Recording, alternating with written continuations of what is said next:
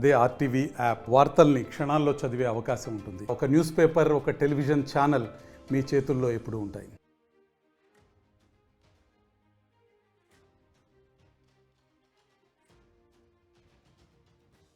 Breaking news. Pakistan కూడా యుద్ధానికి సిద్ధమైపోయాము అనే సంకేతాలు ఇస్తూ ఉంది.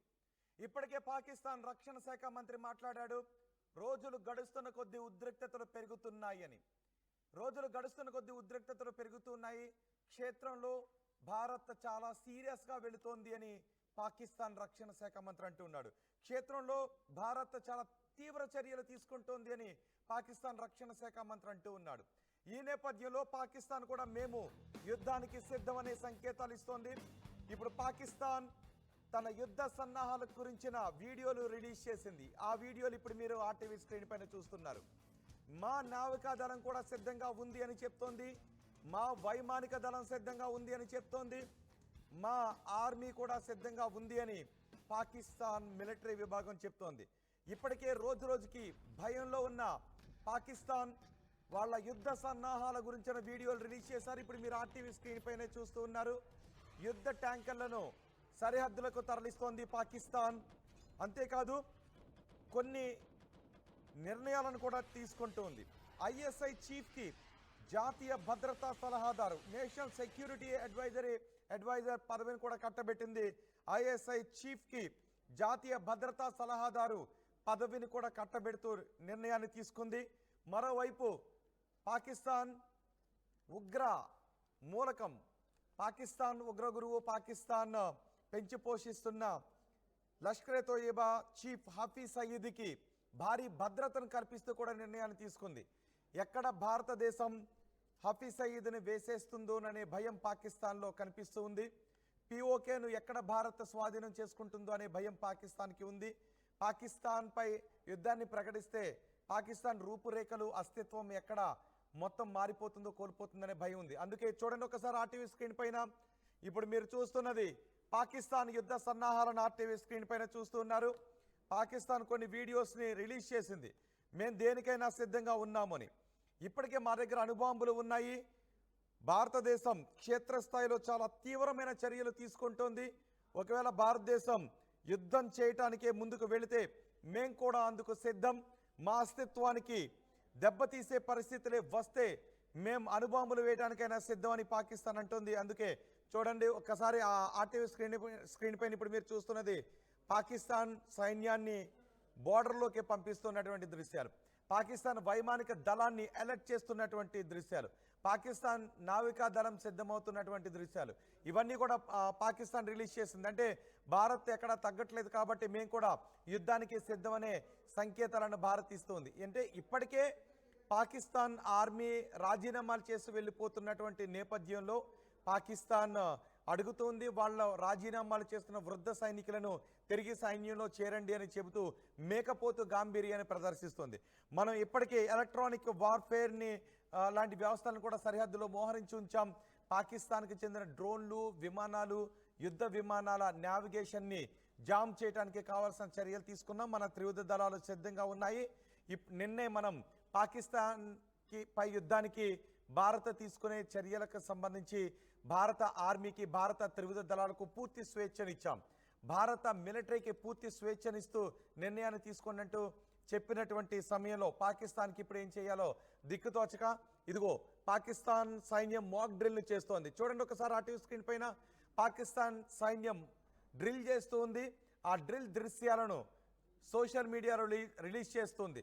మేము దేనికైనా సిద్ధం, మేము యుద్ధానికి సిద్ధంగానే ఉన్నాం, మా సైనికులు సిద్ధంగా ఉన్నారు, మా ట్యాంకర్లు సిద్ధంగా ఉన్నాయి, మా మిలిటరీ సిద్ధంగా ఉంది అనే సంకేతాలను ఇస్తూ ఇలా డ్రిల్ చేస్తున్న దృశ్యాలను ఇప్పుడు సోషల్ మీడియాలో పోస్ట్ చేసింది. ఒకవైపు భయం వెంటాడుతోంది, మరోవైపు మేము దేనికైనా సిద్ధంగా ఉన్నాము అనే మేకపోతు గాంభీర్యాన్ని ప్రదర్శిస్తూ వాళ్ళు ముందుకు వస్తూ ఉన్నారు. ఒకసారి మా ప్రతినిధి మనోజ్ ఉన్నారు, మనోజ్తో మాట్లాడదాం. మనోజ్, ఇప్పటి వరకు శాంతి చర్చలు అంటూ ఒక పక్క మాట్లాడుతుంది, మరోవైపు క్షేత్రస్థాయిలో భారత్ చాలా దూకుడుగా వెళుతూ ఉంది అని చెప్తుంది, మరోవైపు మేము యుద్ధానికి సిద్ధమనే సంకేతాలను ఇచ్చే కొన్ని వీడియోస్ను కూడా రిలీజ్ చేసింది. అంటే పాకిస్తాన్ రిలీజ్ చేసిన ఈ వీడియోలను చూస్తే ఏమనుకోవాలి? కేవలం ఇదంతా కూడా ఒక సర్కస్ ఫీట్స్ అని చెప్పి మనం సింపుల్గా కొట్టిపారేయచ్చు. ఎందుకంటే వాళ్ళ దగ్గర అంత శక్తి సామర్థ్యాలు లేవనేది చాలా క్లియర్ అర్థమవుతోంది. అటువైపు నుంచి కేవలం అక్కడ యుద్ధ విన్యాసాలు చేయడము, యుద్ధ ట్యాంకర్లతో ఏదో ప్రదర్శనలు చేయడము, ఎయిర్ క్రాఫ్ట్లతో ప్రదర్శన చేయడం అన్ని కూడా ఒక సర్కస్ ఫీట్ లాంటిది తప్ప నిజంగా పాకిస్తాన్కి భారత్ ఎదుర్కొనే ధైర్యం కానీ లేదు. ఎందుకంటే నిజంగానే అటువంటి ధైర్యం కనుక ఉంటే యుఎన్ దగ్గరికి వెళ్ళిపోయి అక్కడ ఒయ్యో కుర్రో మొర్రో నాకు మోదీ చంపాలనుకుంటున్నారు, భారత్ మొత్తం కూడా ఒక 30 దాడి చేసి వాళ్ళు హతమార్చాలనుకుంటుందని చెప్పి వేడుకొని అక్కడ ఉదయం ఒక సింపతి గెయినింగ్ కోసం ప్రయత్నం చేయకపోవచ్చు. ప్రస్తుతం యుద్ధ విన్యాసాలు చేస్తోందని అంటే ఇంకొక ఇంపాక్ట్ మనం చాలాసార్లు మాట్లాడుకున్నాం రోహిత్. వారి దగ్గర ఫ్యూయల్ కూడా లేదు. ఈ యుద్ధ విన్యాసాలు చేస్తూనే ఆ ఫ్యూయల్ మొత్తం కూడా పూర్తిగా కిల్ చేస్తారేమో అని చెప్పి అక్కడ ప్రజలు కూడా భయపడుతుంటారు. బహుశా వాళ్ళకి నిజంగానే యుద్ధం చేయాలంటే ప్రతి దాంట్లో కూడా ఫ్యూయల్ మ్యాండేట్ కాబట్టి 4 days ఆఫ్ ఫ్యూయల్ స్టాక్ మాత్రమే వాళ్ళ దగ్గర ఉంది నిజంగా యుద్ధం చేయాలంటే. అటువంటి నేచర్లో వాళ్ళు కేవలం యుద్ధ విన్యాసాలు చేస్తున్న ఫ్యూయల్ మొత్తం డ్యామేజ్ చేసేస్తున్నారు, వాటిని వినియోగిస్తున్నారు. తర్వాత యుద్ధం కనుక వస్తే మన పరిస్థితి ఏంటని ఒక ఆందోళన బహుశా పాక్ ఆర్మీలో ఉండుంటుంది, అక్కడ ప్రజల్లో కూడా ఉండుంటుంది. ఇక పాక్ ఆర్మీ చీఫ్ ఎక్కడున్నారో తెలియదు. పాక్ ఆర్మీ చీఫ్ తన కుటుంబాన్ని దేశం దాటించేశాడు. కేవలం భారత్ దగ్గరికి వచ్చి ప్రతిసారి కూడా అంటే మనం బిగ్గెస్ట్ థింగ్ ఇండస్ వాటర్ ట్రీటీని రద్దు చేశాం కాబట్టి దాని తాలూకు ఎఫెక్ట్ అక్కడ చూపిస్తోంది. ఈ సిచ్యువేషన్ లో మరి యుద్ధ విన్యాసాలు చేసి ఏదో కవ్వింపు చర్యలకు చేపట్టి భారత్ మళ్ళీ వాళ్ళ ప్రజలకు సంబంధించి గాయమైన వాళ్ళ ప్రజల ప్రాణాలు కోల్పోయినా వాళ్ళకంత పట్టింపు లేదు. కానీ భారత్ మాత్రం నిజంగా ఒక్క సివిలియన్ పైన ఇంకేదైనా జరిగినా కూడా అంత తీవ్రమైన పరిణామాలు ఎదుర్కోవాల్సిన సిచ్యువేషన్ ఉంటుందని చెప్పి చాలా స్ట్రైట్ గా వార్నింగ్ ఇస్తున్నారు. ఐడెంటిఫై, ట్రేస్ అండ్ పనిష్, ఇది మోదీ చెప్తున్నమాట. కానీ అక్కడ పిఎం ఏ రోజు కూడా మా ప్రజలను మేము కాపాడుకుంటాం, మా ప్రజల వైపుగా మేము ఉంటామని ఈ 4 days 1 week నుంచి మనం చూస్తున్నాం. ఎక్కడ కూడా చెప్పిన దాఖలాలు లేవు. సో వాళ్ళకి least concern about their public. ఆ పబ్లిక్ కూడా ఇంట్రెస్టింగ్ గా కొన్ని సోషల్ మీడియాలో వార్తా కథనాలు లేకపోతే కొన్ని వెబ్సైట్ లో వచ్చే వార్తలు చూస్తుంటే పిఎం మోడీకి మెయిల్ ద్వారా లెటర్ ద్వారా చెప్తున్నారంట. ఇన్ఫాక్ట్ మా పాక్ ఆర్మీ చీఫ్ ని తీసుకెళ్లిపోండి, మా పాక్ ఆర్మీని ఏమైనా చేసుకోండి, కానీ మమ్మల్ని బ్రతికించండి అన్నట్టుగా వాళ్ళు వేడుకుంటున్నారట. అటువంటి ఇంట్రెస్టింగ్ గాసిప్స్ అంటామా లేకపోతే కొన్ని చర్చలే జరుగుతున్నాయి. సో అటువంటి విధంలో పాక్ ఆర్మీ అక్కడ యుద్ధ విన్యాసాలు చేసినందుకు కేవలం సర్కస్ ఫీట్సే కానీ ఏమాత్రం కూడా మన పైన దాడి చేసే అవకాశం అంటే వాళ్ళు ఏమాత్రం కూడా మనం ఎదుర్కొనే సత్తా లేదు అక్కడ. సో ఎల్ఓసి వెంట ఎటువంటి యుద్ధ విన్యాసాలు అంటే మనోజ్ ఈ 2 రోజుల నుంచి చూస్తుంటే ఎప్పుడైతే పాకిస్తాన్ అంటూ ఉంది 24 గంటల నుంచి 36 గంటల్లో భారత్ మాపై ఏమైనా చేసే అవకాశం ఉంది, క్షేత్రస్థాయిలో భారత్ చాలా దూకుడుగా ముందుకు వెళ్తుంది, తీవ్ర చర్యలు తీసుకుంటుందని ఆ రక్షణ శాఖ మంత్రి ఏమన్నాడు, పాకిస్తాన్ రక్షణ శాఖ మంత్రి ఏమన్నాడు అంటే క్షేత్రస్థాయిలో భారత్ చాలా తీవ్ర చర్యలు తీసుకుంటూ ముందుకు వెళుతోంది అని. సో మేము యుద్ధానికి సిద్ధమనే సంకేతాలను ఇస్తున్నారు, శాంతివచనాలు కూడా అంటున్నారు. సో ఈ 2 రోజుల నుంచి చూస్తూ ఉంటే పాకిస్తాన్ వైపు నుంచి కూడా సైనిక యాక్టివిటీ పెరిగినట్టుగా కనిపిస్తుంది. అంటే ఇంకా యుద్ధం తథ్యం అనే విషయానికి వాళ్ళు కూడా వచ్చేసారనుకోవాలా? బట్ ఎగ్జాక్ట్ గా యుద్ధం తథ్యమనే ఉద్దేశంతోనే ఉన్నారు వారు కూడా. నిజంగానే భారత్ కనుక దాడి చేయాల్సిన సిచ్యువేషన్ లో కొంచెమైనా డిఫెండ్ చేయగలుగుతాం కదా, కొంచెం కొద్దిలో గొప్ప మేము కూడా యుద్ధం చేయాలి కదా, సింపుల్గా కూర్చోలేరు కాబట్టి అటువంటి విన్యాసాలు చేస్తోంది. మీరు గమనించండి రోహిత్, పాక్ ప్రధాని ఏ రోజు కూడా అక్కడ పబ్లిక్ గురించి మాట్లాడలేదు, అక్కడ పబ్లిక్ గురించి ఆయన మేము కాపాడుకుంటామని కానీ సిచ్యువేషన్ మాట్లాడలేదు. మనం మరియం షరీఫ్ చూసాం, మా నాన్న చాలా పెద్ద ఎత్తున న్యూక్లియర్ బాంబ్ గా మార్చాడని చెప్పింది ఆవిడ. తర్వాత ఈ రోజు మనం మాట్లాడే ఒక సెనేటర్ కూడా మా దగ్గర ఉన్నటువంటి జనాభా ప్రతి ఒక్కరూ సైనికుడిగా మారిపోయి యుద్ధం చేస్తామని చెప్పి అక్కడి ప్రజల్లో ఒక యూనిటీని తీసుకొచ్చే విధంగా వాళ్ళ మాటలు కనబడుతున్నాయి. కానీ పబ్లిక్ లో కూడా ఈ సైన్యంగా మార్చేస్తామనేటువంటి మాటల్లో యూనిటీ పెంచడం ఒకే ఎత్తు అయితే వాళ్ళ ప్రాణాలు పోయినా కూడా పెద్దగా లెక్క చేయని తత్వం కనబడుతోంది. కానీ మోదీ మన ప్రధాని ఎక్కడ కూడా మీరంతా సిద్ధమైపోయి యుద్ధానికని చెప్పడం లేదు. నేనంతా సిద్ధంగా ఉన్నాను, భారత్ త్రియుధులకు ఫ్రీ హ్యాండ్ ఇచ్చేసాను, everything going to happen very soon అన్నట్టుగానే ఉన్నారు. కానీ ఈ రోజు కూడా మన పబ్లిక్ ని రెచ్చగొట్టే విధంగా పబ్లిక్ యుద్ధానికి సిద్ధం కానీ రకంగా ఎక్కడ మాట్లాడలేదు.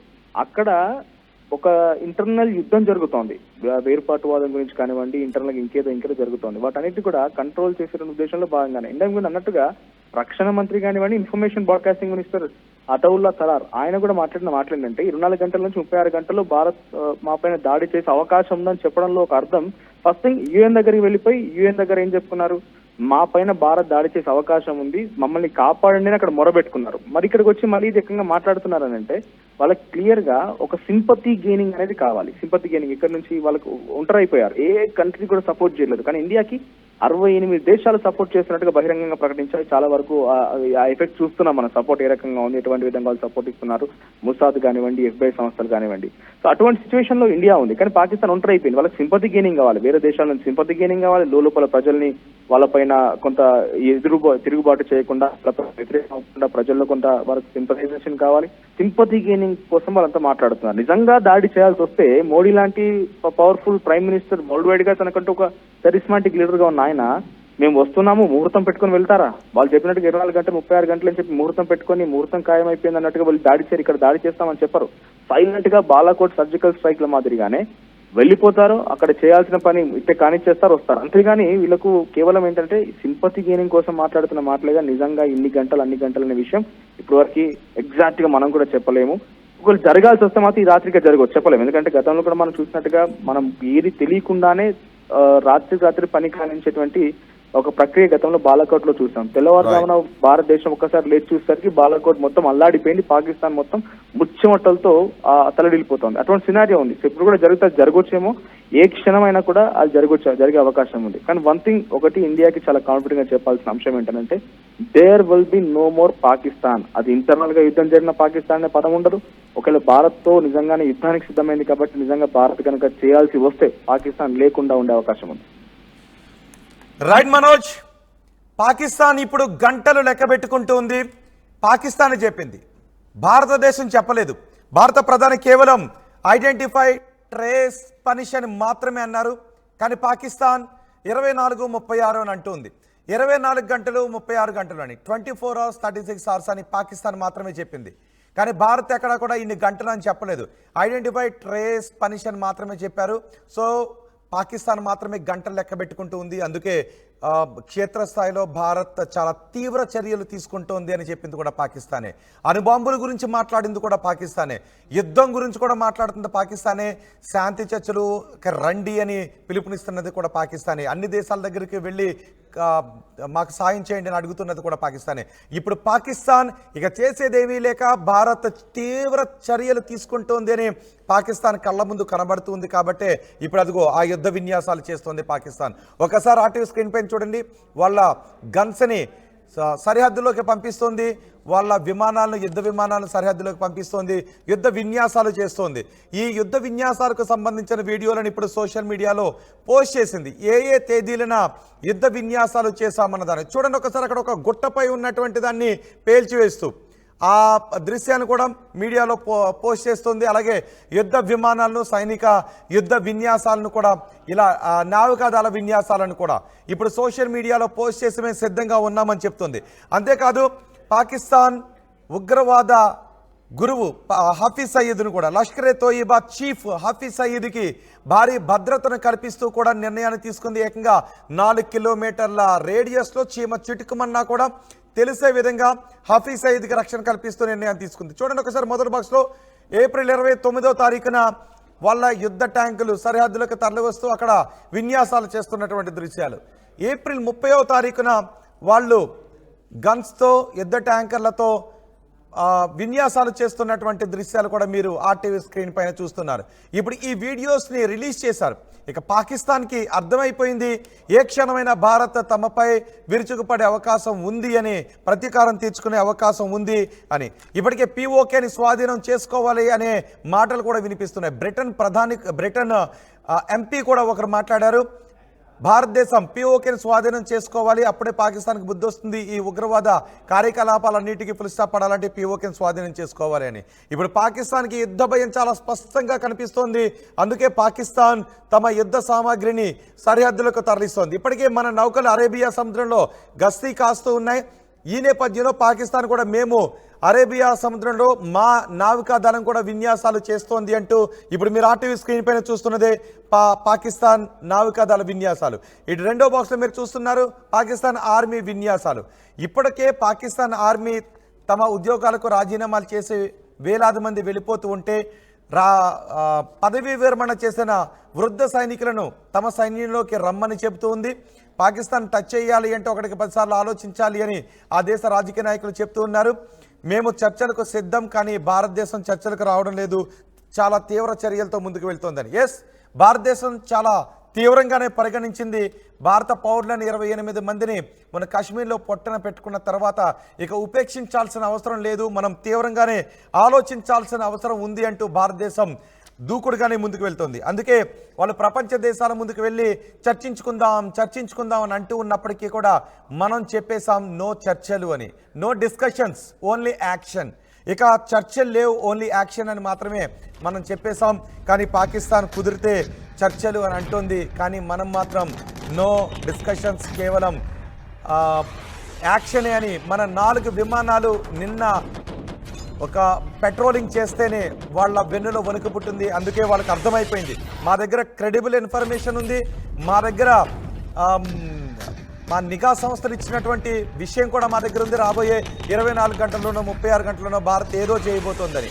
మనం ఎక్కడా కూడా ఇన్ని గంటలు అని చెప్పలేదు, రాబోయే 24 గంటలని చెప్పలేదు, రాబోయే 36 గంటలని చెప్పలేదు, రాబోయే వారం రోజులని కూడా మనం ఏమీ చెప్పలేదు. కేవలం మనం రక్షణ శాఖ మంత్రితోనో లేదంటే త్రివిధ దళాలతోనో మనం సమావేశం నిర్వహించుకుని ఏం చెయ్యాలి అనే విషయం గురించి ముందుకు వెళ్తూ ఉన్నాం. నిన్న మాత్రం ఏం చేసినా ఓకే అంటూ త్రివిధ దళాలకు కూడా స్వేచ్ఛనిచ్చేసాం. ఇప్పుడు త్రివిధ దళాలు, మన మిలిటరీ ఏం చేయబోతోంది, మిలిటరీకి ప్రభుత్వం స్వేచ్ఛనిచ్చేస్తున్న సమయంలో మిలిటరీ ఏం చేయబోతోంది. ఇప్పటికే సరిహద్దుల్లో మనం వార్ఫేర్స్ని కూడా మోహరించి ఉన్నాం, ఎలక్ట్రానిక్ వార్ఫేర్స్ని కూడా మనం సరిహద్దుల్లో మోహరించి ఉన్నాం. అంటే ఏ క్షణంలోనైనా ఏదైనా జరిగే అవకాశం ఉంది. ఒకవేళ పాకిస్తాన్ డ్రోన్స్ని పంపిస్తే వాటి వ్యవస్థను, వాటి నావిగేషన్ వ్యవస్థను మనం బ్రేక్ చేసే అవకాశం ఉంది. వాటి యుద్ధ విమానాలు వస్తే వాటి నావిగేషన్ వ్యవస్థను బ్రేక్ చేసే అవకాశం ఉంది. సో ఇప్పుడు మనం ఎలక్ట్రానిక్ వార్ఫేర్స్ని కూడా సరిహద్దుల్లో మోహరించున్న సమయంలో ఇదిగో పాకిస్తాన్ ఇప్పుడు చేస్తున్నటువంటి మాక్ డ్రిల్స్ ఇవే, యుద్ధ సన్నాహాలు ఇవే, యుద్ధానికి సంబంధించి మేము కూడా సిద్ధమయ్యామని చెప్తున్నటువంటి దృశ్యాలను రిలీజ్ చేసింది. మరి మీరేమనుకుంటున్నారు? పాకిస్తాన్ కూడా ఇప్పుడు మేము యుద్ధానికి సిద్ధమైపోయాము అంటూ యుద్ధ సామాగ్రిని సరిహద్దులకు తరలిస్తున్న సమయంలో మీరేమనుకుంటున్నారు? భారత ప్రజలుగా మీరేమనుకుంటున్నారో మీ అభిప్రాయాన్ని కమెంట్ బాక్స్లో తెలియచేయండి.